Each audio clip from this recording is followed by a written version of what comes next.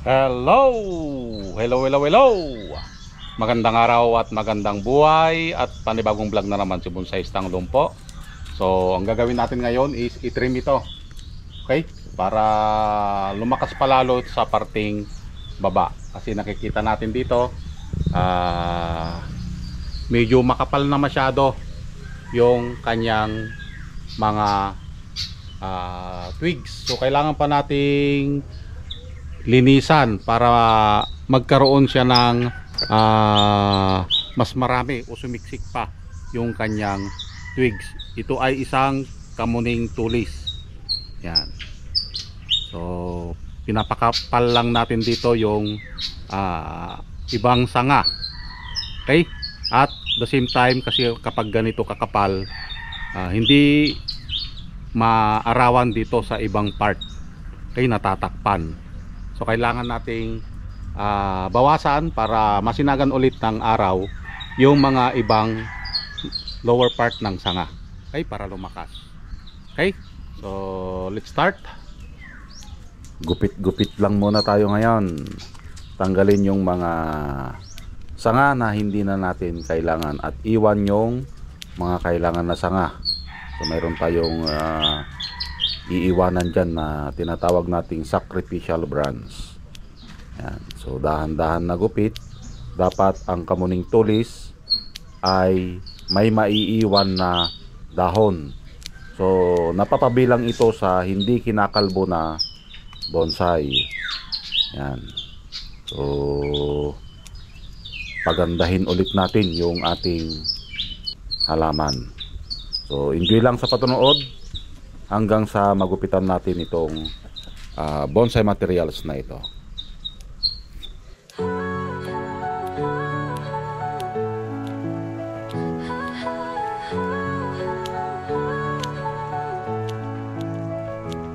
Sa dilim ng gubat, ako'y naglalakad.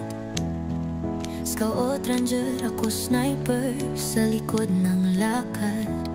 Kalaban ay harap-harapan, walang atrasan. Maski kamatay, hindi ko iniiwasan.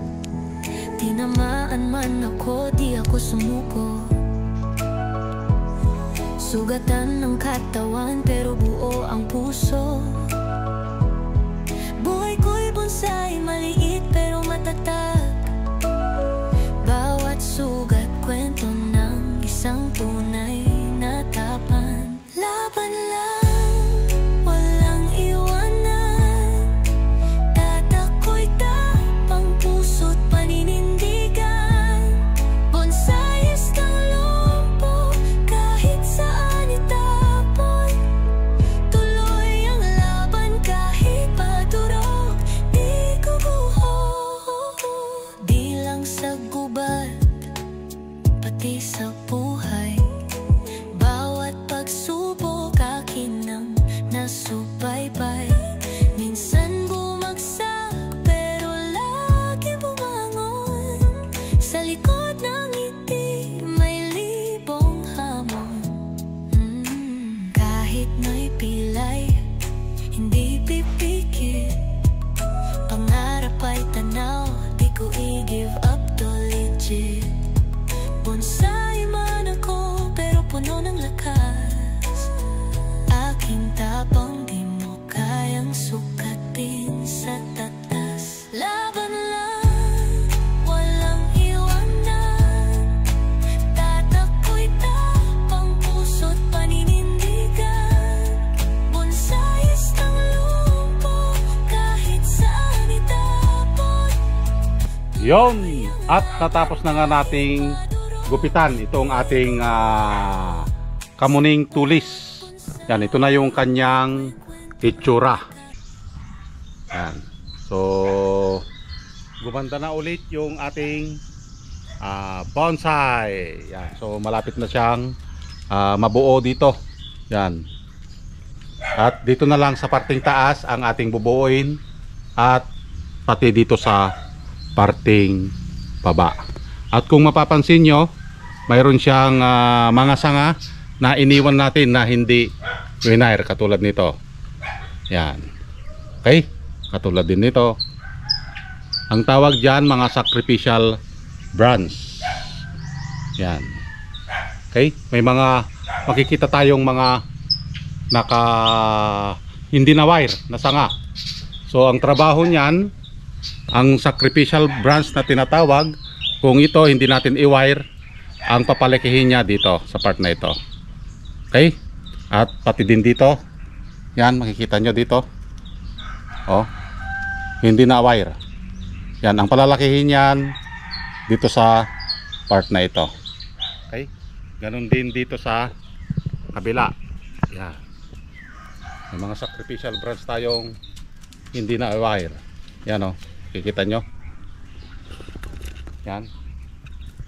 Okay, so lahat ng hindi na i-wire dyan, katulad din nito, hindi natin na i-wire, ito ay tinatawag nilang sacrificial branch para magpalaki sa main branch. Okay, hinahayaan lang muna natin, and then later on, kapag ito ay nakuha na natin yung gusto nating laki dito, tatanggalin din natin ito, kaya tinawag na sacrificial branch. Yun ang trabaho ng sacrificial branch, at dito na lang yung binubuo natin. Habang binubuo natin dito, dapat yung sacrificial branch pinapalaki din niya yung kanyang main branch dito. Okay, so yun ang trabaho ng sacrificial branch. Napakahalaga yon, yung maglagay tayo ng sacrificial branch para hindi mapag-iwanan yung main branch. Kaya ang sacrificial branch ay parang ikaw. Agoy, agoy, agoy, agoy, agoy. Gagamitin ka sa una, pagdating sa bandang dulo, at hindi ka na kailangan, tatanggalin ka na. Saklap nun, bes. At higit sa lahat, yung ibang sangangalagaan, hindi ikaw. Pababayaan. Yun ang trabaho ng sacrificial branch. Pero mas masakit yung ikaw ang una pero siya ang wakas.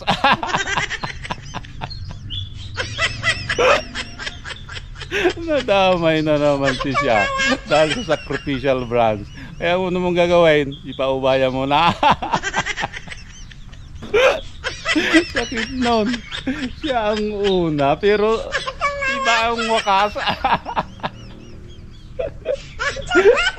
Pagkatapos pakinabangan yung sacrificial branch, tatanggalin. Tatanggalin ka dyan sa puso niya, hindi ka na bahagi sa kanyang ganda. Pero yun ang ano doon, lesson learned doon. Yung ginamit ka niya para gumanda siya. Eh pag nagkita kayo, huyo ka na sa kanya. Shout out sa mga nakaranas ng sacrificial branch. Tatanggalin ka na lang pag hindi ka na kailangan. Okay, nagpapatawa lang tayo ha. Maraming salamat at nasamahan nyo na naman si Bonsai Stang Lumpo sa kanyang kamuning tulis. At hanggang sa muli, bye bye.